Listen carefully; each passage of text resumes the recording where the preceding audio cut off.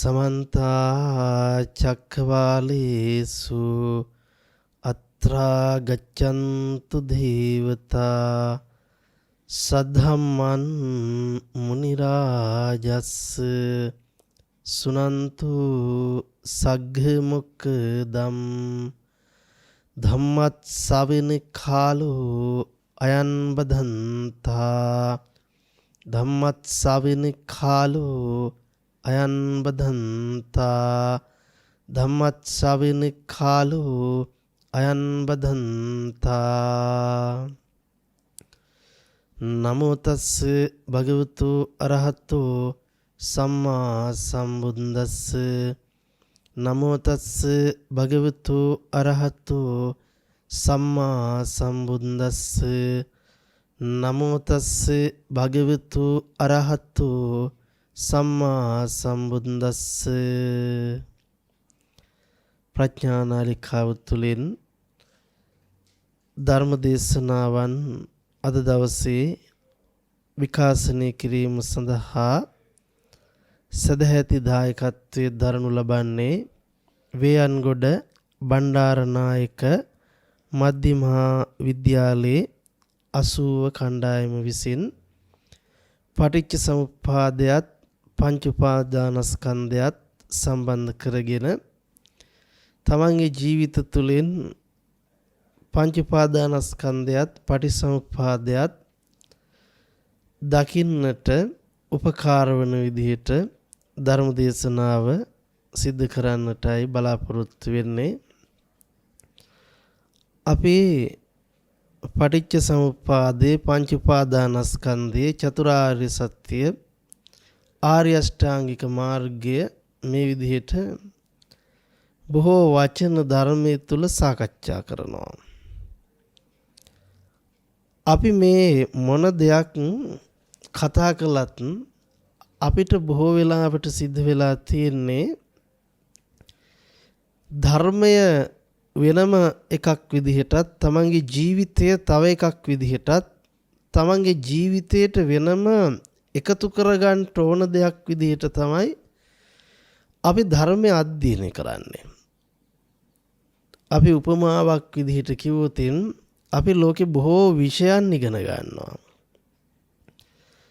අපි ඒ විෂයන් ඉගෙනගෙන යම් දැනුම් පද්ධතියක් ලබාගෙන ඒ දැනුමෙන් සන්නද්ධ වෙනවා වගේ තමයි අපි සූදානම් වෙන්නේ මේ ධර්මයත් යම් විෂයක් විදිහට හදාරලා ඉගෙනගෙන ඒ විෂය ඉගෙනගත්ත දේ ප්‍රායෝගික කරන්නට උත්සාහවන්ත වෙන බවක් තමයි පේනෙන්නට තියෙන්නේ.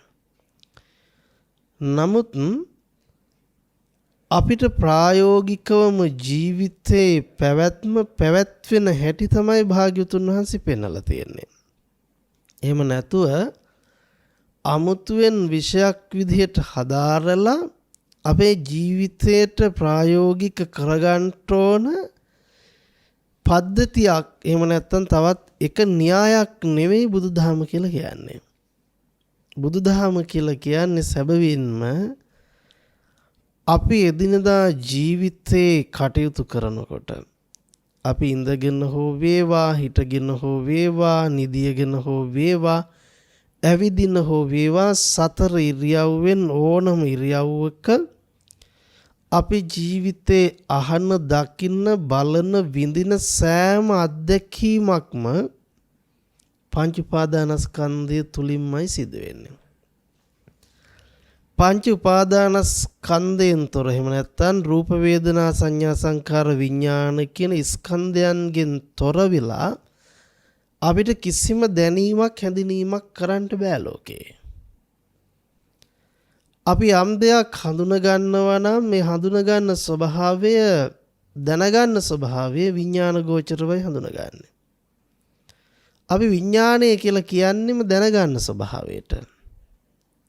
එතකොට අපිට තියෙන ගැටලුව තමයි ප්‍රායෝගිකව ජීවිතයේ ක්‍රියාත්මක වෙන්නේ පංච උපාදානස්කන්ධ ධර්මතාවයේ භව අපිට අවබෝධ නැහැ. එච්චරයි තියෙන්නේ. අපි මෙහෙම කල්පනා කළොත් අපිට ජීවිතය තුළ මේ පංච උපාදානස්කන්ධ පටිච්ච සමුප්පාද තියනවා කිව්වම ටිකක් ගැඹුරු වෙන්න පුළුවන් වචන විදිහට. අපිට ධර්ම අවබෝධයේ පිණිස මේ වචන පදයන් දැන ගැනීම අත්‍යවශ්‍ය කාරණයක් වෙන්නේ නැහැ. වචන පද නොදැනගත්තත් තමන්ගේ ජීවිතේ ප්‍රායෝගික ක්‍රියාත්මක වෙන්නේ මෙන්න මේ විදිහයි කියලා දැනගත්තා නම් ඒ ජීවිතය අවබෝධ කරගන්නට පුළුවන්කම තියෙනවා. අපි හිතුවතින් අපිට අපේ ජීවිතේ ප්‍රායෝගිකත්වය කියලා කියන්නේ අපි එදිනදා අත්විඳින අත්දැකීම් ටික. අපිට එදිනදා ලෝකේ පරිහරණය කරන්න අත්දැකීම් ලැබෙන ක්‍රම කීපයක් තියෙනවා. අපිට පෙනෙන්නට ඕන, ඇහෙන්නට ඕන, දැනෙන්නට ඕන, සිතුවිලි පහළ වෙන්නට ඕන. පෙනීම නැති වුණොත්, ඇහිමත් නැති වුණොත්, දැනීම් සියල්ල නැති වුණොත්, සිතේ පහළවීම නැති වුණොත් අපිට අපි ඉන්න බව හෝ ලෝකේ පරිහරණය කරන බව කියන කිසිවක් නොදැනලා යනවා. එහෙනම් අපි කියනවා දිට්ඨ සුත මුත විඤ්ඤාත. ඒ කියන්නේ පෙනෙන්න, ඇහෙන්න, දැනෙන ජීවිතය දැනගන්න. මේ ටිකත් එක්ක තමයි අපිට ජීවිතේ සියලු ගනුදෙනු පවත්වන්න පුළුවන්කම තියෙන්නේ. ලෝකෙත් එක්ක පවතින සියලුම සම්බන්ධතා ටික පෙනීමත් එක්ක, ඇහිමත් එක්ක, දැනීමත් එක්ක, දැනගැනීමත් එක්ක බද්ධ වෙලා පවතිනවා. එහෙමනම් අපි බලමු ඇයි අපේ ජීවිතේ ක්‍රියාත්මක වෙන්නේ පංච උපාදානස්කන්ධයයි කියලා කියන්නේ කියලා. අපි හිතමු අපි රූපයක් දකිනවා කියලා. සම්මත විවහාරයෙන් අපි කතා කරනවා අපි මොකක් හෝ රූපයක් දකිනවා. අපි හිතමුකෝ අපි දොඩම් ගෙඩියක් දකිනවා කියලා. අපිට හිතෙන්නේ නෑ කවදාකවත් මේ දොඩම් ගෙඩියක් දකිනවා කියන සිද්ධිය ඇතුලේ ස්කන්ධ ධර්මයන් ඇසුරු කරගෙනයි මේ දොඩම් ගෙඩිය මම දකිනවා කියන සිද්ධි ක්‍රියාත්මක වුණේ කියන එක. දොඩම් ගෙඩිය කිව්වට පස්සේ ඔබට ඒ දොඩම් ගෙඩිය පිළිබඳ රූප සංඥාවක් එනවා. දොඩම් ගෙඩිය පිළිබඳ රූප සංඥාවක් එනවා. අපි රූපය ගැන ලෝක විවහාරයේ නිතරම කතා කරන්නේ පඨවි ආපෝ තේජෝ වායෝ විදිහට. ඒ කියන්නේ තද ගතියක් විදිහට, පිම්බිලා තිබ්බ ගතියක් විදිහට, වැగిරෙන ගතියක් විදිහට, සීතල උණුසුම් ගතියක් විදිහට සංඥාවක් අපිට දොඩම් කියනකොට තියෙනවා. කියන්නේ අපිට පිම්බිච්ච ස්වභාවයක් ගැන අදහසක් එනවා. එතකොට ඒකේ තද ගතියක් පිළිබඳව අදහසක් එනවා. දොඩම් බිකි මේ විදිහයි අර විදිහයි කියලා ගත්ත රූපාකාරයක සංඥාවක් තියෙනවා.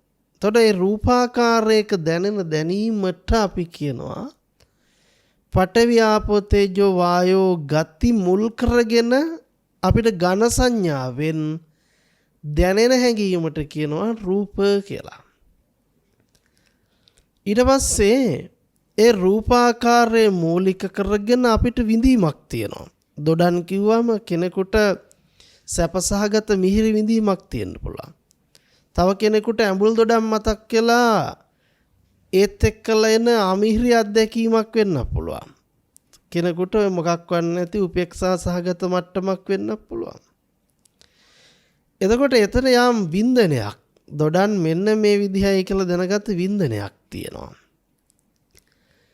ඒත් එක්කලම ඒ දොඩම් ගෙඩියේ පාට පිළිබඳ, හැඩය පිළිබඳ, දිග පිළිබඳ, උස මහත පිළිබඳ, වර්ණය පිළිබඳ යම් යම් වර්ග පිළිබඳ සංඥා ටිකකුත් මෙනෙහි වෙනවා. ඒ සංඥා ටිකත් එක්ක යම් ආකාරයක් හැදෙනවා. දොඩම් මිරිකලා බොන්න පුළුවන් අපිට එනවා මේ විදිහට. දොඩම් බිකි ගලවලා කන්න පුළුවන් මේ විදිහට අපිට ඒ දොඩම් වලින් යම් කළ හැකි ආකාරයක් පිළිබඳ මෙනෙහි වෙනවා. ඒත් එක්කලම මේ සියල්ල දැනගන්න හඳුනගන්න ස්වභාවයට අපි කියන විඥාන. එතකොට මේ රූප වේදනා සංඥා සංකාර විඥාන කියලා අපි එකින් එකට කඩලා පෙන්නුවාට මේවා එකින් එකට නෙවෙයි අපිට හම්බ වෙන්නේ. මේ සියල්ල පොදියක් විදිහට අපිට මෙනෙහි වෙලා විඥාණයෙන් දැනගන්න ස්වභාවයක් තියෙනවා. ඒ දැනගන්න ටිකට තමයි අපි දොඩන් දකින්නවා කියලා කියන්නේ. හැබැයි හොඳට මතක තියාගන්න ඕන මේ ක්‍රියාත්මක වුණු රූප වේදනා සංඥා සංකාර විඥාන ටික විදිහට නෙවෙයි අපි මේක අර්ථ දක්ව ගන්න සාමාන්‍ය ජීවිතයේදී මම දැකපු දොඩම් ගෙඩියක් විදිහට. හැබැයි හොඳට අපි කල්පනා කරලා බැලුවොත් අපිට ඒ සංඥාව එන්නේ දොඩම් එක ඒකකයක් විදිහටත් තමාව තවත් ඒකකයක් විදිහටත් තමයි අපි අර්ථකථනය කරගෙන තියෙන්නේ. නමුත් ඔබ හොඳට කල්පනා කරලා බැලුවොත් අපි හිතමු දොඩම් හම්බුනේත් අපි සරලව කිව්වොත් ඔබේ හිත මූලික කරගෙන. අපිට තමන්ව හම්බ වෙන්නේ සිත මූලික කරගෙන. දැන් අපිට තියෙන ප්‍රශ්නේ තමයි ඒ සිතත් එක්ක අපිට දොඩම් කියන එක බාහිර ලෝකයක් විදිහටත් තමන් කියන එක අභ්‍යන්තර ලෝකයක් විදිහටත් අපි වෙන් කරගෙන තියෙනවා. ඒතර අපිට මේ දෙක හම්බෙන්නේ දෙපැත්තක් විදිහට. ඉස්සල්ලා අපි බලන්න වෙනවා තමන්ට තමන් හම්බ වෙන විදිහයි තමන්ට දොඩම් හම්බ වෙන විදිහයි දෙකම එක වගේ කියන තැන අපි දකින්න වෙනවා. ඔබ දැන් හිතන්න ඔබේ රූපය පිළිබඳව ඔබ බලනවා එකින් එක. ඔබේ කෙස් ගහේ ඉඳලා දෙපතුල දක්වාම ඔබ බලාගෙන යනවා. ඒ බලාගෙන යනකොට ඔබට කෙස්ලොම් නියදත් සම්මස්නහර වලින් සකස් වෙච්ච මෙච්චර කාලයක් මේ විදිහට ජීවත් වෙච්ච මෙන්න මේ තරාතිරමෙන් මෙන්න මේ විදිහට සමාජයේ තුල ඉන්න කෙනෙක් කියලා තමන් ගැන ආවර්ජනයක් තියෙනවා. තමන් ගැන හිතා ගන්න පුළුවන් මම මෙන්න මේ වගේ තැනක ඉන්න මෙන්න මේ බඳු ආකාරයක කෙනෙක්. හැබැයි ඔබ කල්පනා කරන්න ඒ කෙස්ලොම් නියදත් සම්මස්නහර වලින් සකස් වෙච්ච තමාව දැනගත්ත තමාව අඳුනගත්ත කෙනා ඔබට දකින්න බෑ. ඒ කියන්නේ තමා පිළිබඳ අඳුනගත්ත සිත තමන් දැකලා නැහැ. තමන්ට කියන්න පුළුවන් ඒ සිත මේ කය ඇතුලේ තියෙනවා කියලා. හැබැයි කය පළලා හරි කොයි විදිහට හරි අපේ සම්මතය තුල බැලුවොතින් ඒත් අපිට කෙනාව මුණ ගැස්වන්නට බැරි වෙනවා.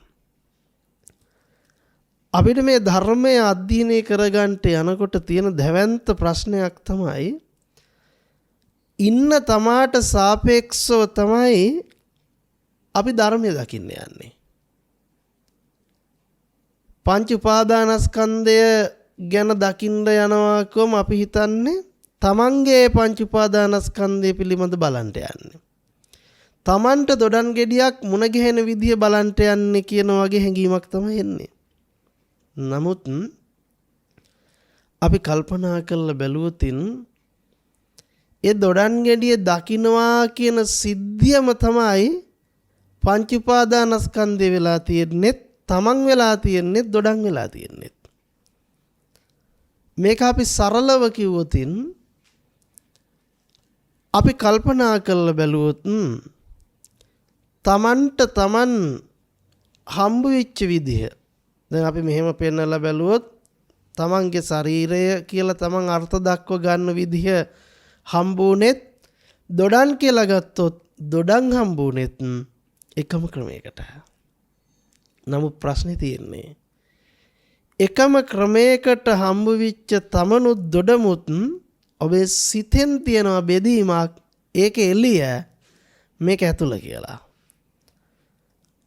නමුත් අපි කල්පනා කරලා බැලුවොත් මෙන්න මේ සිතින් කරන බෙදීම අපිට තේරුම් ගන්නට නම් අපිට පටිච්ච සමුප්පාද ධර්මයේ තේරුම් ගන්න වෙනවා.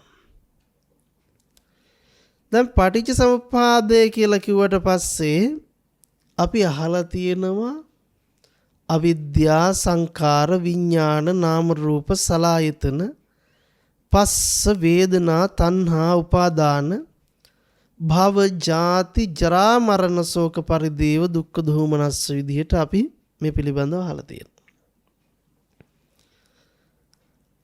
හැබැයි මේ අහගත්ත වචන ටික අපි හිතන් ඉන්නව ඇත්තටම තියෙන ධර්ම කියලා.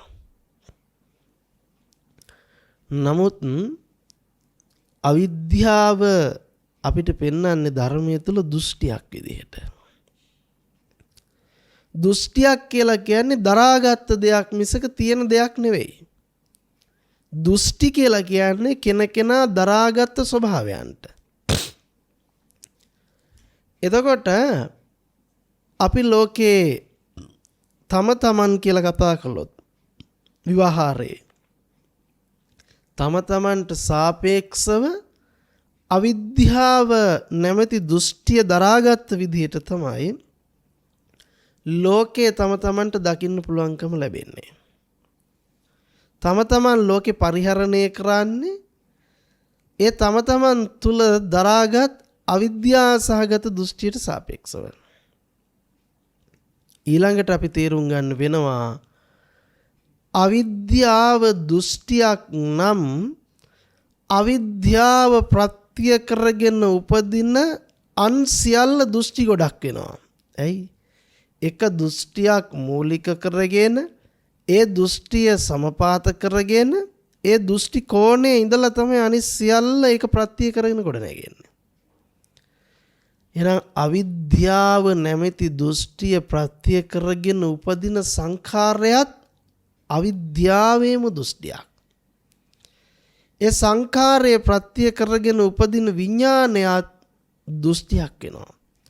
නාම රූපයත් දෘෂ්ටියක් වෙනවා. එතකොට මේකෙන් පැහැදිලි වෙන්නේ මේ මුළු පටිච්ච සමුප්පාදයේම සමුදය සිද්ධ වෙන්නේ දෘෂ්ටි ජාලයක් විදිහට. නමුත් දෘෂ්ටියේ පැටළුණු කෙනෙකුට ඒ දෘෂ්ටිය දරාගත්ත කෙනෙකුට ඒ සියල්ල දෘෂ්ටියට සාපේක්ෂව ඇත්ත වෙනවා මිසක ඒක දෘෂ්ටියක් වෙන්නේ නැහැ. ඒක තමයි මෙතන තියෙන භයානකකම.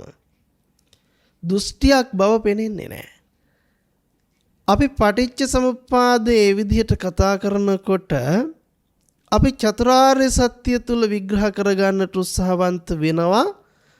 දුක්ඛ ආර්ය සත්‍ය, දුක්ඛ සමුදය ආර්ය සත්‍ය, දුක්ඛ නිරෝධාර්ය සත්‍ය, දුක්ඛ නිරෝධගාමිනී පටිපදාර්ය සත්‍ය විදිහට මේ හතර ආකාරයක්.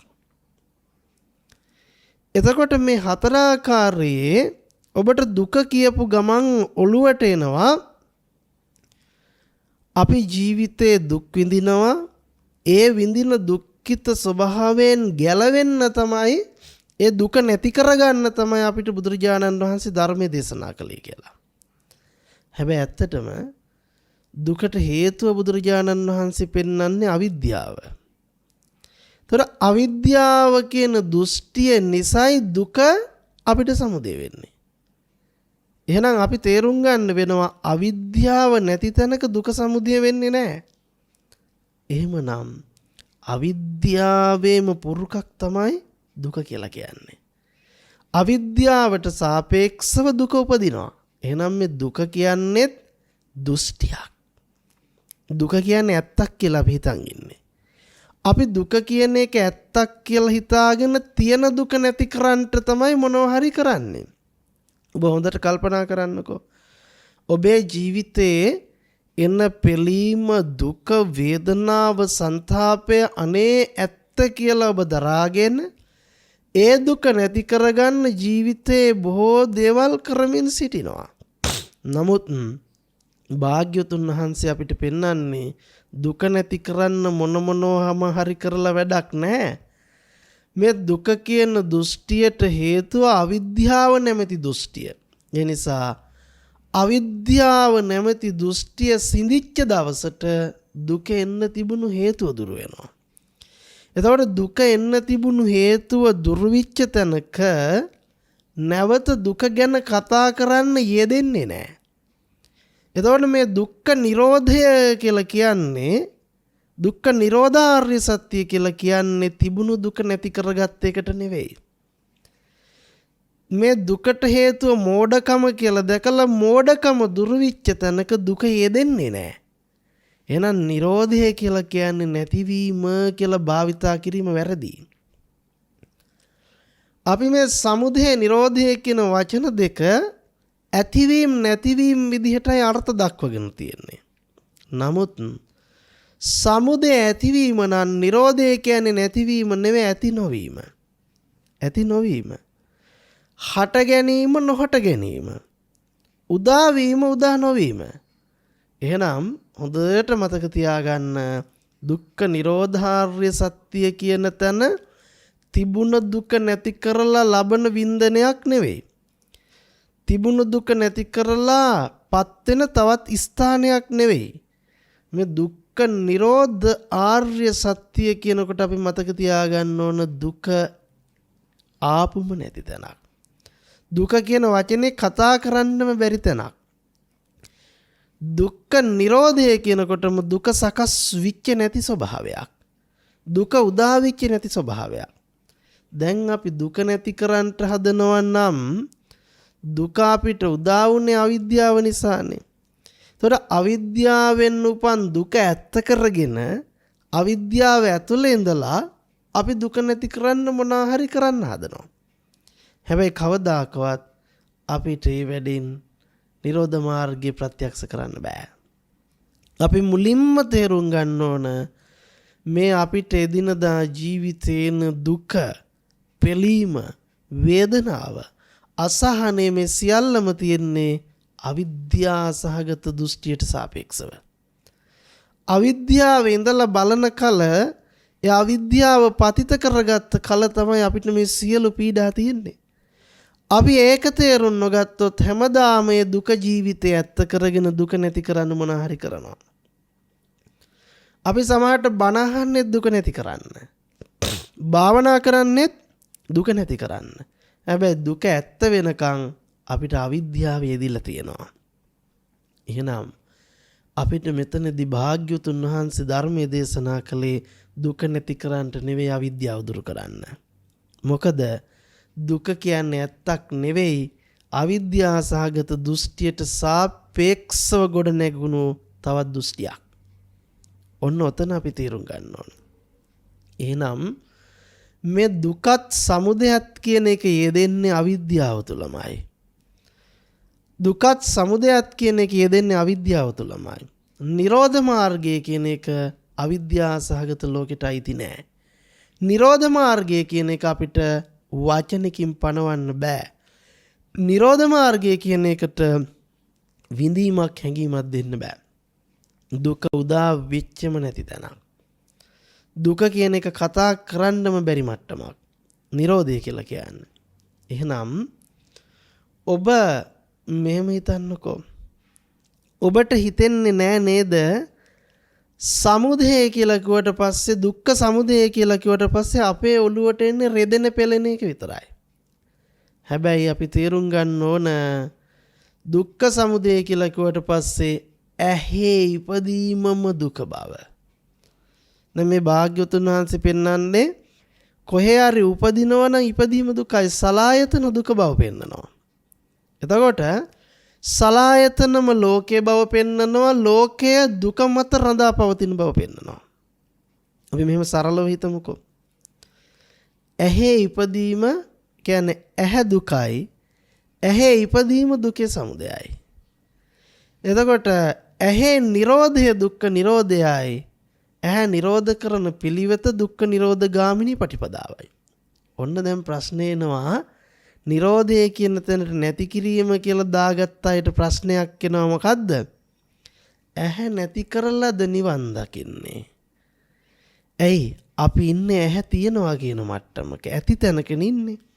ඒ නිසා අපි හිතනවා අපි ඉන්නේ අවිද්‍යාව ඇතුළේනේ. අවිද්‍යාව ඇතුළට පේන්නේ දුකයි සමුදයයි. ඒ කිව්වේ ඇහැ පේනවා, ඇහැ හටගත්ත දෙයක් විදිහට පේනවා, තියෙන දෙයක් විදිහට පේනවා. ඇහැ කියලා කියන්නේ මේ අහවල් දවසේ හැදිච්ච එකක්. කන කියලා කියන්නේ අහවල් දවසේ හැදිච්ච එකක්. නාසය කියන්නේ අහවල් දවසේ හැදිච්ච එකක්. දිව ශරීරය කියන්නේ මෙන්න මෙහෙම තියෙන ධර්මයක්, සකස් වෙලා තියෙන ධර්මයක්. ඒ නිසා ඔන්න ඇති බව තුල සමුදය තියෙනවා. සමුදේ ඉන්න කෙනෙකුට හිතෙනවා ඇහි නිරෝධය කිව්වට පස්සේ අඩේ මේ තියෙන ඇහැ නැති කරලාද නිවන් දකින්නේ. ඇහැ නැති කරන මාර්ගයද නිවන් දකින්න මාර්ගය. ඇත්තටම ගත්තොත් නැති කරනවා කියන අදහසට આવොත් අන්න ඒ වගේ ප්‍රශ්නයක් එනවා.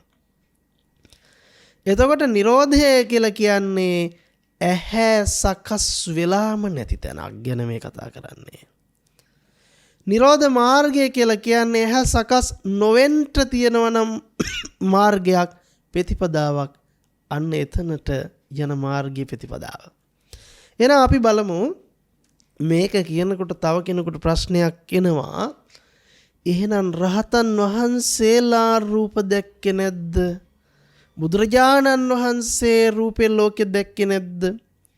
ආනන්ද රමණීයයි කියලා කිව්වේ කොහොමද? ආනන්දේ සාරිපුත්තේ කියලා කතා කරේ කොහොමද කියලා ඔන්න ඇතැම් අයට ප්‍රශ්නයක් එනවා.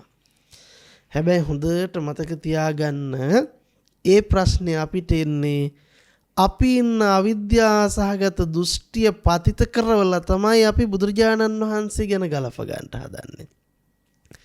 රහතන් වහන්සේලා ගැන ගලප ගන්න හදන්නේ අපි ළඟ තියෙන අවිද්‍යාව, සක්කාය දිට්ඨිය එහෙම් පිටින්ම ඒකෝනේ පතිත කරලා අපි රහතන් වහන්සේලා ගැන කතා කරනවා. අපි බුදුරජාණන් වහන්සේ ගැන කතා කරනවා. නමුත් ධර්මානුකූලව බැලුවොත් අපිට අපි ගැනවත් කතා කරන්නට බැරි තැනක අපි ගැන කතා කරන හැම මොහොතකම අවිද්‍යාව යෙදිලා තියෙන බව නොදන්නකම නිසා තමන්ට සාපේක්ෂගත දෘෂ්ටියක ඉඳලා යෙදිච්ච අවිද්‍යාව තුලින් අපි රහතන් වහන්සේලා ගැන කතා කරනවා. නමුත් අපිට තමන් ගැන අවබෝධ කරගන්නට බැරිව සාපේක්ෂව රහතන් වහන්සේලා ගැන කතා කරනවා කියන එකම මෝඩකමක්. ඒ නිසා අපි මෙහෙම බලමු. මෙතනදී අපි මේ දුකත් සමුදයත් කියන එක මනාකොට අවබෝධ කරගන්න ඕන. සමුදය කියන එක.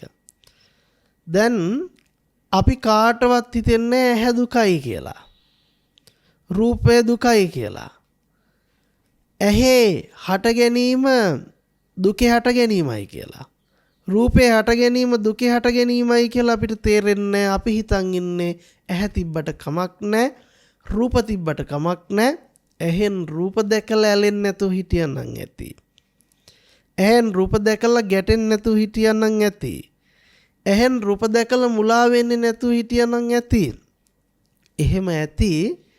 හැබැයි මුලාවටපත් වෙනවා කියන එක, සක්කාය දිට්ඨිය දුර වෙනවායි කියන එක එතන යෙදෙන්නේ නැහැ. මොකද අපි නිතරම ඉන්නේ ඇතාන්තය. එතකොට ඇතාන්තය කියලා කියන්නේ සමුදේ පැත්තේ අපි ඉන්නේ. ඇහැ සමුදේ විච්ච තැනක ඉන්නේ. රූපේ සමුදේ විච්ච තැනක ඉන්නේ. අපිට නිතරම ඇහැ තියෙන ධර්මයක් වුණොත්, රූපේ තියෙන ධර්මයක් වුණොත් අපි ඉන්නේ දුක්ඛ ඇතුලේ. මොකද භාග්‍යවතුන් වහන්සේගේ ධර්මයට අනුව ඇහි සකස් වීමම දුකේ සකස් වීම. කනේ සකස් වීමම දුකේ සකස් වීම. ඇයි එහෙම කියන්නේ? අපි මෙහෙම බලමු. දැන් ඔබ හොඳට කල්පනා කරලා බලන්න. අපි ගමු උපමාවට අන්ධයෙක්ව. අන්ධයෙක් උපමා කරගත්තට පස්සේ අපි අපේ පැත්තේ ඉඳලා අන්ධයාට අපේ දෘෂ්ටිය පතිත කරනවා. ඒ පතිත කරවලා අපි කියනවා අන්ධයාට ඇහැ තියෙනවා පොට්ට නිසා පේන්නේ නැහැ කියලා. අපි කියනවා අන්ධයා දිහා බලලා අන්ධයාට ඇස් තියෙනවා, නමුත් පොට්ට නිසා අන්ධයාට පේන්නේ නැහැ කියලා. ඒ අපේ පැත්තෙන් අපි කියන්නේ. නමුත් අපි අන්ධයාගේ පැත්තට ගිහින් බලමු. හැබැයි අන්ධයාගේ පැත්තට ගිහින් බැලුවොත් අන්ධ විච්ච ඇහැක් අන්ධයාට හම්බ වෙන්නේ නැහැ. අන්ධයාගේ ලෝකේ ඇහත් නැහැ රූපත් නැහැ. හැබැයි අපිට හිතෙනවා අන්ධයාට ඇස් තියෙනවා, අන්ධයා ඉස්සරහා ලෝකයක් තියෙනවා. ඒ ලෝකේ පොට්ට නිසා අන්ධයාට පේන්නේ. ඔය අපි මනිනමින්ම. නමුත් අපි අන්ධයාගේ පැත්තට ඇවිල්ලා බැලුවොත් අන්ධයාට රූප ලෝකයක් ඇත්තෙම නැහැ. අන්ධයා රූප ලෝකයක් ගැන අංශු මාත්‍රයක දැනීමක් සංඥාවක් අන්ධයාට ඉපදිලත් නැහැ, උපදින්නත් බෑ. ඇහැ පිළිබඳ සංඥාවක් අන්ධයාට ඉපදිලත් නැහැ, උපදින්නත් බෑ බලෙන්වත්. ඔන්න එහෙනම් අපි තේරුම් ගන්න වෙනවා අන්ධයාගේ ලෝකේ ඇහත් නැහැ රූපත් නැහැ. හැබැයි අපි හිතන් ඉන්නවා අපේ දෘෂ්ටියත් එක්කලා ඇති බවට වැටිලා අන්ධයා ඉන්නවා, අන්ධයාට ඇහැ තියෙනවා, පොට්ට නිසා රූප පෙනෙන්නේ නැහැ කියලා. එහෙනම් අපි අන්ධයාගේ පැත්තෙන් බැලුවම අපිට තේරෙනවා අන්ධයාට ඇහැ ඉපදිලාම නැහැ. අන්ධයාට රූපය ඉපදිලාම නැහැ. අන්ධයාට කිසිම කලකවත් ඇහැ රූප කියන ලෝකයක් එක්ක ගනුදෙනුවක් සිද්ධ කරන්න බෑ කරලත් නැහැ. එතකොට අපිට මේ ප්‍රශ්නේ දැවන්ත විදිහටම එන්න බලපාන තව හේතුවක් තියෙනවා. ඒ තමයි අපිට තියෙන ඉගෙනගත්ත පුස් දේවල් ටිකක්. සම්මත ඉගෙන ගත්තා. සම්මතයට ඒවා පුස් නෑ, බොහොම හර සම්පන්න දේවල්. මොනවාද ඉගෙන ගත්තේ? ලෝකය කියන්නේ ගෝලාකාර එකක්.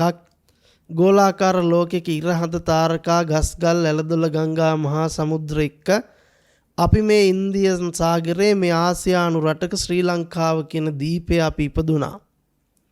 අපි අහවල් දවසේ අපේ අම්මා තාත්තට දාව මෙන්න මේ විදිහට ලෝකෙ එළිය දැකපු මම අපිට මෙන්න මේ විදිහට ලෝකයේ ඇතුලේ ද්‍රව්‍ය වස්තු ගොඩක් තුල ඉපදිච්ච එක ඒකකයක් සත්ව පුජ්‍යලයක් විදිහට අපිට තියෙන ලොකු සංඥාවක්.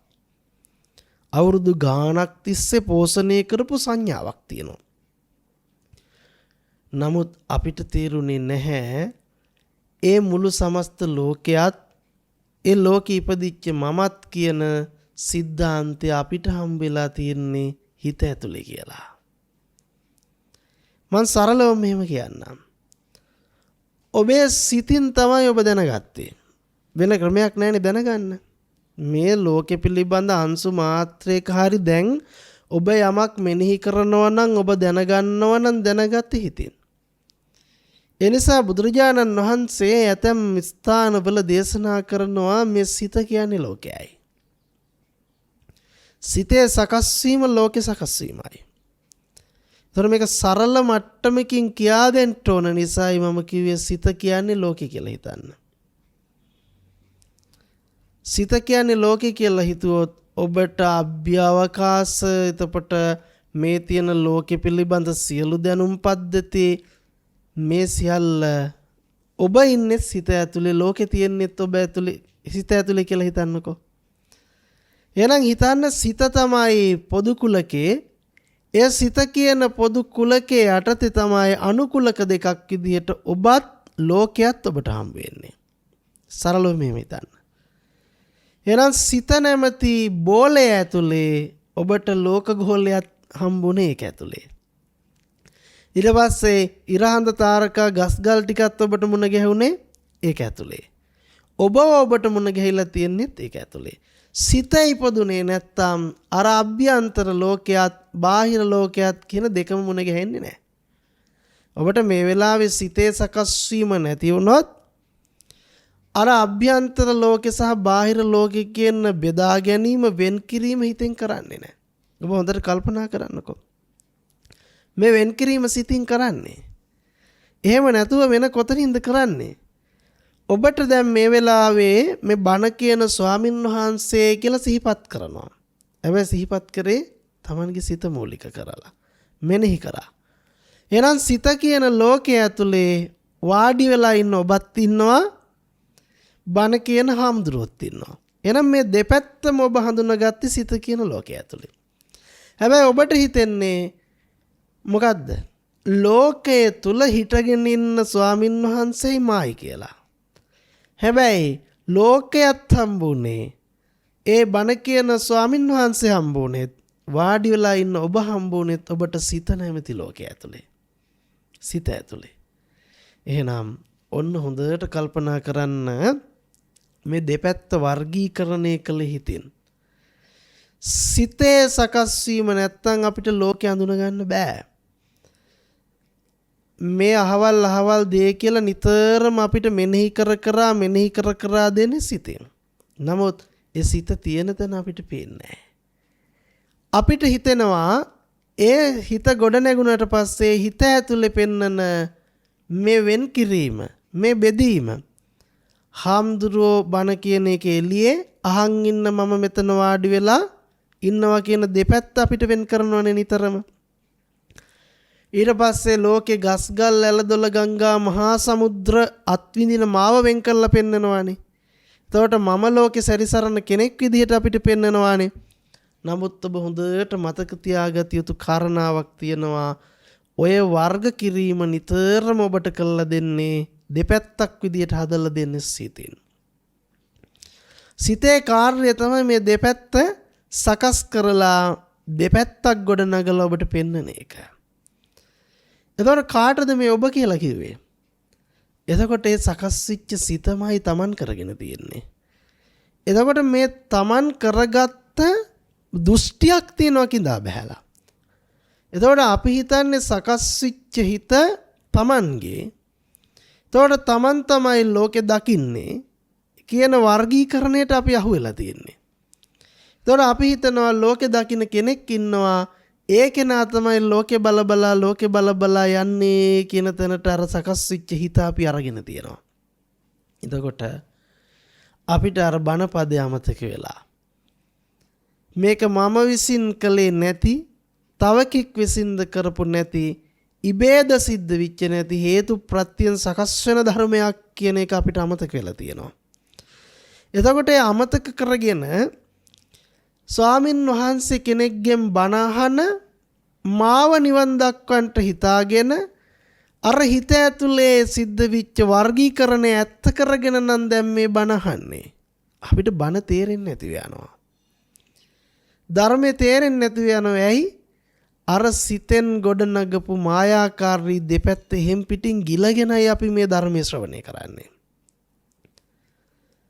නමුත් ඔබ හොඳට මතක තියාගන්න මේ වෙලාවේ මේ උපදින හිත, දැන් හිතමුකෝ ඔබ ලෝකේ අත්දැකීම් ගත්තනේ බොහෝමයක්. ඔබ ලෝකේ බොහෝ අත්දැකීම් අරගෙන ඇවිල්ලා ඒ ලෝකේ ගත්ත අත්දැකීම් ඇතුලේ ඔබට තියෙනවා අතීතයක්. මං අතීතේ මෙන්න මේ දේවල් මේ විදිහට කළාය. ඔබට තියෙන අනාගතයක්. මං අනාගතයට මෙන්න මේ ටික කරගන්නවාය. ඔබට තියෙන වර්තමානයක්. මං වර්තමානයේ මෙන්න මේ ටික දැන් කරමින් පවතිනවාය. නමුත් ඔබ හොඳට කල්පනා කරන්න, ඔය අතීතේ කරපු සියල්ලම කළේ මේ දැන් වර්තමානයේ විඳිනවා වගේ මොහොතක. වර්තමානයේ වෙලා තමයි ඔබ අතීතේ සියල්ල සිද්ධ කරගත්තේ. එතකොට දැන් හිතලා බැලුවොත් ඒ අතීතයේ භුක්ති විඳපු දේ ඔබ දැන් කියනවා අතීතයට ගියා කියලා මතකෙන් මෙනෙහි කරනවා. නමුත් ඒ අතීතයට ගිය තැන ඔබට ගේන්න කිව්වොත් නැවත අරගෙන එන්න කිව්වොත් ඔබේ අවුරුදු 5 වයස අතීතයට ගියානේ කො එහෙනම් ගේන්නේ ඒක අතීතෙන් වර්තමානයට කියලා කිව්ව කාටවත් කරන්න බෑ. දැන් ඔන්න මම ඔබට කියන මීට විනාඩියකට කලින් ඔබ මේ වර්තමාන ගත කරපු මොහොතකෝ ඔබ කියයි අතීතයට ගියා. ඒක විනාඩියකින් පහුවෙලා ගියා. ඒක නිට්ටියව තිබුණු ස්ථිරව ඇත්තටම අත්විඳපු වර්තමානයක් නම් ගිය තැනක ඒක තියෙන්න එපා නැවතිලා. දැන් අතීතයට ගියා කියලා කියනවා. වචනෙට කියනවා හැමෝම කියනවා අතීතය කියලා. මෙනෙහි කර කියනවා අතීතය කියලා. හැබැයි අතීතයට ගියා නම් ගිය එක පෙන්වන්න බෑ කාටවත්. ඒ මොහොත නැවත අපිට අදලා ගන්න බෑ. දැන් අපිට වෙලා තියෙන වෙන මොකුත් නෙවෙයි. අපි නිතරම සංසන්දනයක යෙදෙනවා සාපේක්ෂ වශයෙන් මේ ලෝකෙ ගැන. මේ දැන් ලබන අත්දැකීම ඔබ හිතනවා මේ දැන් ලබන අත්දැකීම පිළිබඳව නෙමෙයි ඔබට සිහිය තියෙන්නේ. දැන් මේ වටාපත කියන සංඥාවට ආවතින් ඔබ හිතනවා මේ හාමුදුරුව මුලිමුත් අල්ලගෙන හිටපු වටාපත. තවමත් ඒ හාමුදුරුවෝ ළඟ වටාපත තියෙනවා අපිට පෙන්වන්න පුළුවන්. අන්න වටාපත තියෙනවා. ඕක තමයි අපි ලෝක සංඥාවෙන් වටාපත පිළිබඳව ගත්ත දැනුම. නමුත් ඔබට මම මෙහෙම කියනවා. ඔබ වටාපත පෙන්නනවා කියලා පෙන්වන්නේ වර්තමාන මොහොතක අත්දැකීමක් දැන්. කලිමුත් තිබුණා කියලා ඔබ කොච්චර කිව්වත් ඔබට කලින් තිබ්බ එක පෙන්වන්න බෑ. දැන් ගොඩ නැගිච්ච හිතින්මයි ඔබ ඒක පෙන්වන්න හදන්නේ. එතකොට දැන් ගොඩ නැගිච්ච හිත නැත්තම් ඔබට වටාපතයි ඔබයි කියන දෙපැත්ත මුණ ගැහෙන්නෙත් නෑ. දැන් මේ සිත සකස් වුණේ නැත්තම් වටාපත දකින්න මම හෝ වටාපත කියන දෙපැත්ත ගැන කතා කරන්න බැරි වෙනවා. එහෙනම් හොඳට මතක තියාගන්න. මේ දැන් ජීවත් වෙන මොහොත නැවත කවදාකවත් අල්ලන්න බෑ. ඒ අල්ලන්න බැරි වෙන්න හේතුව ඇත්තටම මේකේ තියෙන අනිත්‍ය භාවය. මොකද්ද මේ අනිත්‍ය භාවය කියලා කියන්නේ? අපි අනිත්‍ය කිව්වම හිතාගෙන ඉන්නේ තිබිච්ච දෙයක් නැති වෙනවා, වෙනසෙනවා, කුඩු වෙනවා, බිඳෙනවා කියන මට්ටමකින් තමයි අපි අනිත්‍ය ගලපගෙන තියෙන්නේ. අස්තිර බව ගලපගෙන තියෙන්නේ. නමුත් ඔබ හොඳට මතක තියාගන්න. ලෝකයේ ඔබ අර සාපේක්ෂ කර මනපු මිම්ම පොඩ්ඩක් පැත්තක තියන්න. දැන් ඔබ හිතන්න. අපි ජලයේ ඉරක් අඳිනවා. වතුර ඉරක් ඇඳගෙන යනවා. හැබැයි අඳින වෙලාවට අපිට ඉර ඇඳෙනවා පේනවා. අඳින වෙලාවේ අපිට ඉර අඳිනවා පේනවා. අපි හිතනවා ඉර ඇඳුණා කියලා. හැබැයි අපි හොඳට නිරීක්ෂණය කරලා බැලුවොත් අපිට තේරෙනවා ඉර ඇඳුණා වගේ පෙනුනට ඉර ඇඳිලා නැහැ. ඉරක් ඇඳෙනවා වගේ පේනවා. නමුත් ඉරක් ඇඳිලා නැති බව අපිට හොඳට පේනවා. තේරෙනවා හොඳට නිරීක්ෂණය කරලා බැලුවොත්. අන්තිමට ඉර ඇඳගෙන ගිහිල්ලා බැලුවොත් ඉර ඇඳපු තැනක් නැතිව යනවා. දැන් ඔබට ජීවිතේ මේ වෙලාවේ මම ඇතුළු සමස්ත ලෝකේ ජීවත් වෙන බව අපිට පේනවා ඒ ගොඩ නැගින හිතත් එක්කලා. අන්තිමට ගිහිල්ලා බැලුවොත් ඔබට අර ඉර ඇඳා කියලා මතකයේ වගේ මතකයක් තියෙනවා. ඒ ඉර ඇඳපු තැනට නැවත යන්න බෑ කවදාකවත්. අර අහවල් තැන ඇඳුනා කියලා කියන්න පුළුවන්. අපි අහවල් තැන මෙන්න මේ විදිහට ජීවත් වුණා. අපි මේ අහවල් ආකාර දේවල් සිද්ධ කරා කියලා කියන්න පුළුවන්. නමුත් නැවත එතනට රිවර්ස් කරන්න බෑ. එතන නිට්ටියව ස්ථිර වේදේ පිහිටලා නැහැ. ඔන්න අපි දැන් කල්පනා කරගන්න ඕන ඔබට දැන් ජීවිතේ එකතු කරගත්ත දැනුම් පද්ධතියක් මතනේ ඔබ සාපේක්ෂ කරන්නේ සියල්ල. ඒ දැනුමට සාපේක්ෂව නෙවෙයි අපි ධර්මය දකින්න ඕන. දැනුම පොඩ්ඩක් මකලා දාන්න. ඔබ හිතන්න දැන් ඔබට තිබුණ දැනුම දැන් මැකෙනවා. කිසිම දැනුමක් නැහැ. ලෝකයේ පිළිබඳ ඉගෙනගත්ත බොරු බේගල් ටික ඔක්කොම දැන් ඩිලීට් වෙනවා. මේ දැන් කිසිම මතකයක් නැහැ. දැන් ඔබට තියෙන්නේ අත්දැකීමක්. ඒ අත්දැකීමට අපි නම් කරනවා පෙනීම, ඇහිීම, දැනීම, දැනගැනීම. අපි නම් කරනවා. නමුත් ඒ සියල්ල මැකුණට පස්සේ අපිට පෙනීම, ඇහිීම, දැනීම, දැනගැනීම කියන නම් කිරීම කරන්නටවත් වචන නැතිව යනවා. හැඟීම් නැතිව යනවා. නමුත් අපිට කියන්න වෙනවා අත්දැකීමක් ලැබෙනවා කියලා. ඒකට හේතුව අත්දැකීමක් ලැබෙනවා කියලා කියන්න හේතුව මතකෙ මැකුණත් දැන් මේ තිබුණු මතක සියල්ල මකලා ගියත් පෙනීමේ අත්දැකීම ලබනවා. ඒක අපිට නැති කරන්න බෑ. ඇහිීමේ අත්දැකීම ලබනවා. වචනේ විතරයි දන්නේ නැත්තේ. අත්දැකීම හැඟීම එනවා. නමුත් ඔබ හිතලා බලන්න මොහොතක් කියලා ඔබට හම්බ වෙනවනේ දැන්. ඔබ ඉන්න සංඥාවේ ඉඳලා අතීතයට ගෙවෙනවා කියලා එකක් ඔබට හම්බ වෙනවානේ. ඒ ගෙවෙනවා කියලා හම්බෙන්නේ ඔබට වර්තමානයේ තිබ්බ මතකයට සාපේක්ෂවනේ. දැන් ඔබ හිතුනොත් මේ වෙලාවේ මේ ලබන අත්දැකීමත් එක්ක මතකයේ මැකෙනවා කියලා හිතන්නකෝ. දැන් මේ පහළ වෙච්ච හිතත් එක්කලා එතනම ඒ මතකයේ මැකිලා යනවා කියලා හිතන්න. එතකොට අපි හිතමු වතුරේ ඉර ඇඳගෙන යනකොට ඉර මැකිලා යනවා වගේ ඔබ කල්පනා කරන්න දැන් අත්දැකීම ලබන තැන ඔබේ ඒ අත්දැකීම ලැබපු මතකයේ මෙනෙහි කරන්නට බැරිව යනවා කියලා හිතන්නකෝ. ඒ සිත් පරම්පරාව මෙනෙහි කරගන්න බැරිව යනවා කියලා හිතන්න. ඒ මතකයේ හැම ගිලෙනවා කියලා හිතන්න, මැකෙනවා කියලා හිතන්න. එහෙම වුණොත් ඔබට අතීතයක් කවදාකවත් හම්බ වෙන්නේ නැහැ. අතීතේ මං ජීවත් වුණා මෙහෙම අරහෙම කියන කිසිම මතකයක් ඔබට නැතිව යනවා.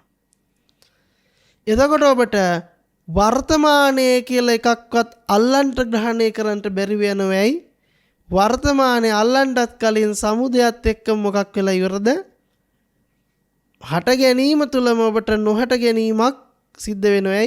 හට ගන්නවත් එක්ක මේ මතක ඉවරයි. මම මේ කියන්නේ උපමාවක්. එතකොට මෙහෙම අපි හිතාලා බැලුවොතින් අපිට තේරෙනවා අපිට මේ තියෙන මතකයක් එක්කලා අපිට මේ ආවර්ජනය කරගන්න පුළුවන් මතකයක් එක්කලා තමයි ඔබ මේ අතීත ලෝකයක් සංසන්දනය කරන්න හදන්නේ. එතකොට කෙනෙකුට හිතෙන්න පුළුවන් මතකයේ කොහෙද තිබුණේ? හැබැයි මතකයේ කොහෙද තිබුණේ කියලා හිතන්න එපා. ඒකට හේතුව මේ දැන් පහළ වෙච්ච හිතත් එක්ක තමයි ඔබට මතකයේ සකස් වුනේ. මේ දැන් හිත පහළ වුණේ නැත්තම් ඔබට එහෙම සාපේක්ෂක වශයෙන් මෙනෙහි කරන්නත් බෑ. ඒ නිසා ඔබට මේක තිබුණු දෙයක් කියන්න බෑකට හේතුව මේ වෙලාවේ පහළ වෙච්ච හිතක්. ඒ පහළ වෙච්ච හිතට සාපේක්ෂව තමයි ඔබ ලෝකයේ දෘෂ්ටිගතය දකින්නේ. මෙහෙම එකක් අරහෙම එකක් කියලා ඔබ දකින්නේ. එහෙනම් ඒ හිත අතීතෙන් ආවේ නැහැ. හිත සකස් වුණේ දැන්. ඒ හිත අනාගතයට යන්නේත් නැහැ. ඒ හිත අහවල් තැන ඉඳලා වතන තිබිලා මතකයේ කියන නම අපි පාවිච්චි කරාට මතකයක් කියලා අපි ඒකට දාලා තිබුණාට නමක් දැනගන්න. හැබැයි ඒක මතකයක් කියන හිතත් මේ දැන් පහළ වෙන්නේ. මේක දැන් පහළ වෙන්නේ. ඒතොර ඒ දැන් පහළ වෙන හිත බුදුරජාණන් වහන්සේ අපිට පෙන්වන්නේ මම හදන එකක් නෙවෙයි. මේක ඉබේ සකස් වෙන එකක් නෙවෙයි. මේක අන් කවරෙක්වත් සකස් කරලා දෙන එකක් නෙවෙයි. මෙන්න මේ සකස් වෙන හිතේ පිළිබඳව අපි ගවේෂණය කරන්න ඕන. දැන් අපි හිතමු මේ වෙලාවේ පෙනීමේ ක්‍රියාවලිය සිද්ධ වෙනවා. ඒ පෙනීමේ ක්‍රියාවලියට අපි ළඟ තියෙන අවිද්‍යාසහගත දෘෂ්ටිය පතිත කරවලා තමයි අපි නිතරම දකින්නේ කෙනෙක් ඉඳගෙන ලෝකෙ දකින්නවා කියලා. අපි උපමා කරමු පේනවා කියන සිද්ධිය දන්නේ නැහැ පේනවා කියලා. ඇත්තම කතාව පේනවා කියන සිද්ධිය දන්නේ නැහැ පේනවා කියලා. පේනවා කියලා නිතරම ආවර්ජනය කරන්නේ සිතින්. එතකොට ඒ සිතම තමයි තමන් වෙලා තියෙන්නේ. ඒ නිසා පේනවායි කියන සිද්ධියට අපි තවරලා තියෙනවා මට පේනවා කියලා. එතකොට මට පේනවා කියන සිද්ධියේ ඉඳලා මම බලනවා මට කුමක්ද පේන්නේ කියලා. අන්න එතකොට ආවර්ජනය කරගන්නවා අපි අහවල් දේ මට පේනවා අය. අහවල් දේ මම බලනවා අය. අහවල් දේ මම දකින්නවා අය කියන ආවර්ජනය අපි සිතින් කරගන්නවා. දැන් අර මං කිව්වනේ සිත කියන්නේ පොදු මේක ඇතුළේනේ තමන් ඉන්නේ ලෝකේ තියන්නේ. එතකොට ඒ සිතින් ඔබට දෙපැත්ත ලස්සනට මෙනෙහි කරවලා ඔබ ඒක ඇතුළට ජීවත් කරවලා විද්‍යාමාන කරවලා පෙන්වන පුජ්‍යල භාවය. ඒ පුජ්‍යල භාවයත් එක්ක තමයි ඔබේ පැවැත්ම පවත්වලා තියෙන්නේ. එහෙම නැතුව දැන් සකස් වෙච්ච පෙනීම දන්නේ පෙනුණා කියලා. පෙනීමට පෙනීම හම්බෙන්නේ නැහැ ඇත්තටම.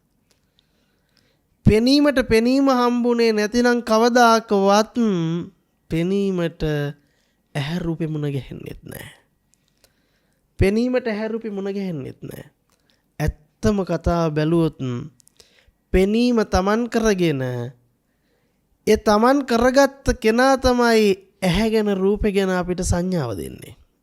කොටින්ම කිව්වොත් සිත නැමැති මේ දැන් ගොඩ නැගෙන සිතින්ම තමයි ඔබ ඇහැ පනවන්නෙත් රූපේ පනවන්නෙත් ඒ කියන්නේ තමන්ව පනවන්නෙත් ලෝකෙ පනවන්නෙත්. එතකොට පෙනීම තුල තියෙන පුජ්‍යල භාවය සක්කාය දිට්ඨිය තමයි ඔබට ලෝකෙ මුණ ගස්වන්නේ. ඒකට අපි කියන සමුදය පැත්ත. අපි ඉන්නේ නිතරම සමුදය ඇතුලේ. අපි ඉන්නේ සමුදය ඇතුලේ. ඒක හරියට මිරිඟුවේ වතුර පේනවා වගේ. අපිට මේ වෙලාවේ මිරිඟුවේ වතුර පේනවා. පේන එක නවත්තන්න බෑ. ඒ වගේම තමයි අපිට මේ දකින්නවා කියන එක නතර කරන්න බෑ. මිරිඟුවේ වතුර පෙනුනට ඒක මිරිඟුවක් කියලා අඳුනගත්ත කෙනා දන්නවා මේකේ වතුර නැහැ පෙනුනට. මේක පේනවා විතරයි වතුර නැහැ. ඒ වගේම මේක පෙනුනට මේක තියෙන තැනක් ඇත්තෙත් නැහැ. මේ අසවල් තැන තියෙන්නේ කියලා අපිට වතුර නැති මිරිඟුවක් තියෙන තැනක් පෙන්වන්නටත් බෑ කියලා එයා දන්නවා. වතුර නැහැ විතරක් නෙවෙයි වතුර තියෙන මිරිඟුවක් කොහෙවත් වතුර නැති මිරිඟුවක් කොහෙවත් තියෙනවත් නෙවෙයි කියන නුවණ යාට එදිලා තියෙනවා. ඒ නිසා කොපමණ මිරිඟුව පෙනුනත් මිරිඟුව කොතනකවත් නැති බව යාට ප්‍රත්‍යක්ෂයි. කොපමණ මිරිඟුවේ වතුර පෙනුනත් වතුර නැති බවත් යාට ප්‍රත්‍යක්ෂයි. මිරිඟුව කියන එක කොතනකවත් තියෙන දෙයක් නෙවෙයි යෙදිච්ච දෙයක් නෙවෙයි කියන එකත් යාට ප්‍රත්‍යක්ෂයි. ඒක හොයාගෙන යන්න බැරි දෙයක් බව එයා දන්නවා. නමුත් ඒක මිරිඟුවක් කියලා නොදන්නා කෙනා හිතන්නේම මේ පේන්නේ අර තියෙන්නේ අර අපූර්වට වතුර මෙච්චර පේද්දි කොහොමද වතුර නෑ කියන්නේ. ඉතින් ඒ නිසා එයා දන්නවා මේ සකස් වීම ඇතුලේ තියෙන සකස් නොවුණු ස්වභාවය ගැන යාට අවබෝධයි. මේ උදා වෙලා තියෙන මිරිඟුව දිහා බලපෑට ඒක උදා වෙච්ච නැති ධර්මයක් බව යාට තේරෙන්න පටන් ගන්නවා. එයා දන්න මේක උදා වුණා වගේ පෙන්නුවට මේක යම් තැනක උදා වෙලා නෙවෙයි. මේක උදා වුණා වගේ පෙන්වන එකක් විතරයි. උදා වෙලා නැහැ. මේක වතුර සකස් වෙලා වගේ පෙන්වන එකක් විතරයි. වතුර සකස් වෙලා නැහැ කොතනවත්. වතුර නැහැ කියන එක යාට ප්‍රත්‍යක්ෂයි. අන්න ඒ වගේ. දැන් අපිට වෙලා තියෙන්නේ මේ සකස් වීමම Taman වෙලා තියෙනවා. මේ සකස් වීමම අපිට ඇත්ත වෙලා තියෙනවා. ඇයි? ඒ සකස් වීමම අපිට මේ පේනවා කියන සිද්ධියම Taman වෙලා අවිද්‍යාසහගත දෘෂ්ටියක පැතිරිලා. ඒ නිසා Taman ලෝකේ ජීවත් වෙනවා කියන සංඥාව තියෙනවා. දැන් Tamanට කිස්ලොම් නියද සම්මස්නහර වලින් යදිච්ච තමා මුණ ගැහෙනවා. හැබැයි අත්‍තරම බැලුවොත් කණ්ණාඩි ළඟට අපි යනවා කියලා හිතන්න. ගිහිල්ලා තමන්ව බලනවා. කවදාකවත් කෙස් කිව්වේ නෑ මේ මම අහවලා කියලා. කෙස් බව දන්නේ නෑ. ලොම් බව දන්නේ නෑ. නිය බව දන්නේ නෑ. දත් බව දන්නේ නෑ. ඒක පෙනීමක්. එතකොට මේ පෙනීම කෙස් බව අපේ හිතින් ආවර්ජනය කරනවා. පෙනීම ලොම් ටික බව ආවර්ජනය කරනවා. පෙනීම අසවල් පුජ්‍යලය බවට පත් කරනවා. ඒ පත් කරවලා මොකද්ද කරන්නේ? මේ Taman නැමැති පුජ්‍යලයව මේ පැත්තෙන් බිහි කරවනවා. Taman ලෝකේ ජීවත් වෙන බවට සංඥාව දෙනවා. ඒ දීලි ඉවරලා කියනවා උඹ මේ ලෝකේ ජීවත් වෙන අහවල් කෙනා. දැන් අපි මොකද්ද කරන්නේ? ඒ දීපු වැරදි සංඥාව ඇතුළට දාගන්නවා. දැන් හිතන්නකෝ අපිට තේරෙන්නේ අපි ළඟ තියෙන ලෙඩක් කියලා ඒක. ඒ තරමට අපිට ඒක කාවැදිලා. අර සක්කාය නැමැති දෘෂ්ටි එහෙම නැත්නම් අවිද්‍යාසහගත දෘෂ්ටි අපිට පොවලා තියෙන ගිල්වලා. කොටින්ම කිව්වොත් අපිට යම් කිසි විදිහක මෝහනයක් කරලා සබ්බේ පොතුජ්ජනික උම්මත්තකා. අපි මේ මෝහණය ගිලගෙන අපි හිතනවා මේ සිතින් ආවර්ජනය කළා තියෙන දෘෂ්ටිය ඇත්තමයි. උඹ ඉන්නේ මේ ලෝකෙමයි. මේ අහවලා මම මෙන්න මේ සංඥාව ඇතුළේ ඉඳලා අපි මොකද්ද කරන්නේ? ඒ සංඥාවේ වැරදි ස්වභාවය. ඒකට කියනවා අපි අයෝනිසෝ මනසිකාරය. ඒ අයෝනිසෝ මනසිකාරය ඇතුළේ ඉඳලා අපි බලන තාක්කල් අපිට පේන්නේ සමුදය විතරයි. අපිට පේන්නේ තියෙන බව. අපිට පේන්නේ ඇතිවිච්ච දෙයක් පවතින බව. ඒකට අපි කියනවා දුක සමුදය කියලා. අපි ඒක ඇතුළේ ඉන්නේ. හැබැයි ප්‍රඥාවන්තයා දකිනවා මේක තියනවා වගේ උඹලට පෙන්නුවට මේක ඇත්තටම කොහෙවත් ඉඳලා ආපු දෙයක් නෙවෙයි, කොහෙවත් තිබිලා ආපු දෙයක් නෙවෙයි, කොහෙටවත් යන එකක් නෙවෙයි. මේ වර්තමාන අත්දැකීම ඇත්තටම අතීතයට යනවා කියලා වචන විවහාරයට අපි කිව්වට ඒ අතීතයේ ගිය තැනක් අපිට නැවත අල්ලන්න බැරි. පෙනීම හා සමගම ඒ පෙනුණා කියන ධර්මතාවය අපිට කවදාකවත් නැවත අල්ලන්න බෑ, හරියට මිරිඟුවේ වතුර වගේ. අපි මොකද්ද කරන්නේ? ඒ සියල්ල එකට එකතු කරලා අතීතයක් විදියට හදාගෙන කාලාන්තරයක් හදාගෙන කාලාන්තරයක ඉඳලා ජීවත් වෙච්ච මම කියන අර අවිද්‍යාසහගත දෘෂ්ටියේ මෙනෙහි කිරීමට අහු වෙලා ඒ මෝහන චක්‍රය ඇතුලේ අතරමං වෙලා. නමුත් පච්චුප්පන්නංච යේ ධම්මං තත්ත තත්ත විපස්සති. අපි මේ පච්චුප්පන්නේ විදර්ශනා කරාම අපිට තේරෙනවා මෙතන අනාත්ම විච්ච ක්‍රියාවලිය අපිට ආත්ම වෙලා. ක්‍රියාවලියට ක්‍රියාවලිය හම්බෙලා නැති තැනක අපි මොකද්ද කරලා තියෙන්නේ? ඒ ක්‍රියාවලිය ඇතුළට මමත්වයේ නැමැති අවිද්‍යාසහගත දෘෂ්ටිය ඔබාගෙන අපිට ඇහැ රූපේ කන සද්දේ නාසය ගන්ධය කියන දෙපැත්ත අපි බිහි කරගෙන. එහෙම නැතුව කවදාකවත් පෙනීම බව දන්නේ නැත්තම්, පෙනීම කෙනෙක්ුන් නැත්තම්, පෙනීමට පුජ්‍යල භාවයේ යෙදුන් නැත්තම් ඒ පෙනීමට ඇහැ රූපේ කියන දෙපැත්තක් හොයන්ට උවමනාවක් නැහැයි. තමන්ට තමන් හම්බෙලා නැහැ. තමන්ට තමන් හම්බුනොත් තමයි දකින තමනුත් දකින ලෝකෙත් කියන දෙපැත්ත ගැන මෙනෙහි කිරීම සිද්ධ කරන්නේ. ඒකට අපි කියනවා මඤ්ඤති කියලා. මඤ්ඤණා කරගන්නවා. හිතා ගන්නවා. කොහොමද හිතාගන්නේ? පේනවත් එක්කම හිතා ගන්නවා මට පෙනුනේ මේ ඉන්නේ මං අර තියෙන ලෝකේ. ඔන්න ඕකට අපි නිතරම අහු වෙනවා. ඒ දෘෂ්ටිය ඇතුළට අහු වෙනවා මිසක් අපිට පෙනෙන්නේ නැහැ මේ සකස් වීමම මෙන්න මෙවැනි මායාකාරී සිද්ධියක්. මේ ගොඩ නැගීමම මිරිඟුවේ වතුර වගේ සිද්ධියක්. අපිට මෙන්න මේක තේරුම් ගන්නට බැරි වෙනවා. ඒක තේරිච්ච දවසට අපිට ඇහි සකස් වීම හම්බෙන්නේ නැහැ. රූපයේ සකස් වීම හම්බෙන්නේ නැහැ. චක්කු විඥානයේ සකස් වීම හම්බෙන්නේ නැහැ. එදාට අපිට තේරෙන්න ගන්නවා ඇහැ නිරෝධ ධර්මයක්. රූපය නිරෝධ ධර්මයක්. චක්කු විඥානයේ නිරෝධ ධර්මයක්. නමුත් අපිට අද ඇහැ සමුදය ධර්මයක් වෙලා. ලෝකයේ සමුදය ධර්මයක් වෙලා. එතකොට ඇහැ රූප සමුදය ධර්ම වුණාම චක්කු විඥාන සමුදය ධර්ම විදියට අපිට හම්බුණාට පස්සේ ඇහැ කියන්නේ දුක වෙනවා. ලෝකේ කියන්නේ දුක වෙනවා. එතකොට අපිට අද තියෙනවා දුක සමුදය කරන ඇහැකුයි දුක සමුදය කරන රූපෙකුයි. ඒත් එක්ක අපිට පුළුවන් ඇලෙන්න. ඒත් එක්ක අපිට පුළුවන් ගැටෙන්න. ඒත් එක්ක අපිට පුළුවන් මැදිහත් වෙලා මෝහේ පවත්වන්නට. මෙන්න මේ තුනත් එක්ක සම්බන්ධතාවයේ පවත්වගෙන සසර නැමැති අවිද්‍යාවට වැටෙනවා. නමුත් විදර්ශනා නුවණින් බලන කල අපිට පේන්න පටන් ගන්නවා මේ සකස් වීමම බොරුවක්. මේ සකස් වෙච්ච සකස් වීම පෙන්වුවට මේක නිරෝධ ධර්මයක්මයි. ඒක උදාන නොවිච්ච ධර්මයක්මයි. මේක සකස් නොවිච්ච ධර්මයක්මයි. මේක සකස් වුණු බවට නිතරම කියන්න අර අවිද්‍යාසහගත දෘෂ්ටියෙන් හැදිච්ච හිතමයි. මේ අවිද්‍යාවට සාපේක්ෂව අපිට දුකත් දුකේ සමුදයක් තියෙනවා. චතුරාර්ය සත්‍ය එතනම අපිට නුවණ පහළ වෙනවා. ඉතින් ඒ නිසා අපිට මේ ධර්ම කාරණාව පටිච්ච සමුප්පාදය පිළිබඳ උපාදානස්කන්ධ පිළිබඳව පුංචි කාලෙකින් කතා කරලා අවසන් කරන්නට පුළුවන් කමක් කියෙදෙන්නේ නැහැ.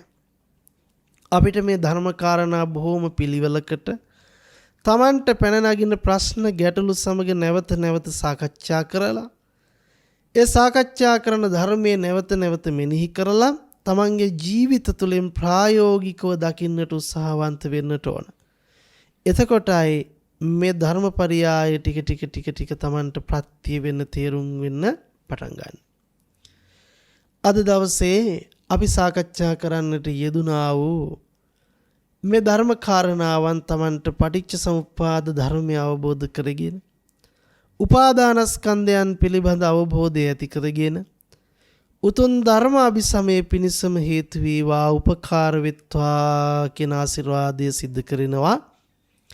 මෙම උතුම් ධර්ම දේශනාව ප්‍රඥා නාලිකාව තුළින් විකාශය කිරීම සඳහා සදැහැති දායකත්වයේ දරනු ලබන්නේ වේයන්ගොඩ බණ්ඩාරනායක මධ්‍ය මහා විද්‍යාලයේ 80 කණ්ඩායම විසින් වේයන්ගොඩ බණ්ඩාරනායක මධ්‍ය මහා විද්‍යාලයේ 80 කණ්ඩායමේ ඉගෙනුම ලබා පරලෝ සැපත් මිතුරු මිතුරුණියන්ට පුණ්‍ය අනුමෝදනා කිරීමේ අරමුණ පෙරදරි කරගෙන ධර්ම දානමේ පින්කම සිදු කරනවා.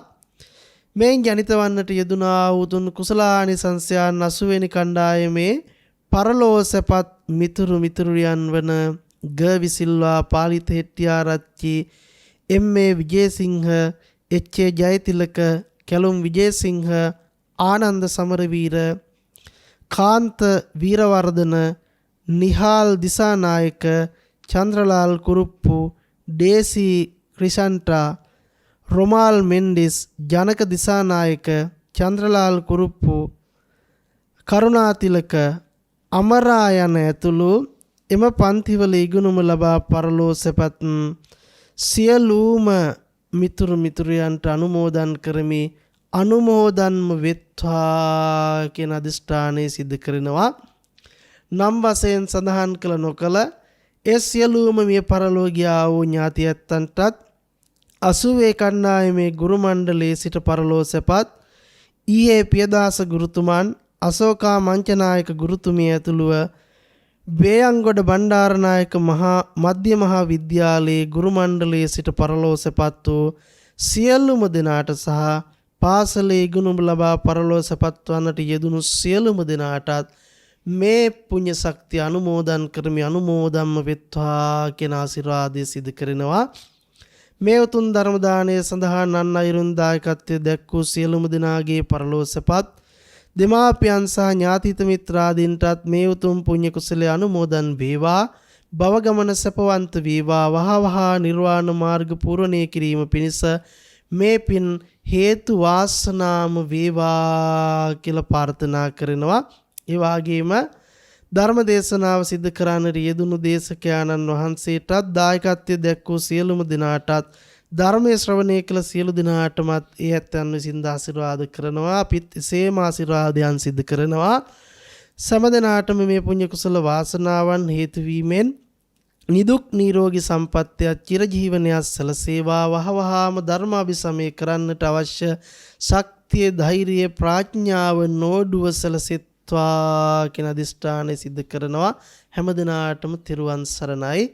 සුඛී හෝතු අභිවාදන සීලිස්ස නිච්ඡං වද්ධාපචායිනෝ චත්තාරෝ ධම්මා වඩ්ඩಂತಿ ආයුවන්නෝ සුඛං බලම් ආයුරාෝග්‍ය සම්පatti සග්ග සම්පatti මේ වෙච්ච අතෝ නිබ්බාන සම්පatti ඉමිනාතේ සමිජ්ජතු රාගක්ඛයෝ නිබ්බානං